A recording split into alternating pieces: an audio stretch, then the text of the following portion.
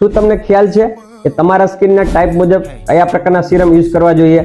તો આજે આપણે એના વિશે જાણીશું.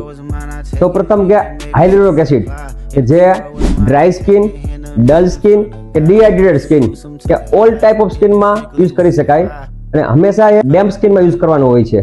સેકન્ડ ઇઝ નિયાસિનેમાઇડ જે ખાસ કરીને ઓઇલી સ્કિન છે, એકને પ્રોન સ્કિન છે એમાં યુઝ કરવાનું હોય છે અને આ સિરમ દિવસે અથવા રાત્રે ગમે ત્યારે લગાડી શકાય અને સ્ટ્રોંગ એસિડ સાથે મિક્સ કરવાનું નથી હોતું. Third one is vitamin C જે કોમનલી માર્કેટમાં અવેલેબલ છે, જે ડલ સ્કિન, પિગમેન્ટેડ સ્કિન કે એજિંગ સ્કિનમાં વાપરતા હોય છે. It should not mix with retinol, AHA, BHA or sensitive skin. Fourth one is retinol serum કે જે એજિંગ સ્કિન છે, એકને પ્રોન સ્કિન છે કે ટેક્સચર સ્કિન છે એના માટે વાપરવાનું હોય છે. હંમેશા રાત્રે લગાડવાનું હોય છે.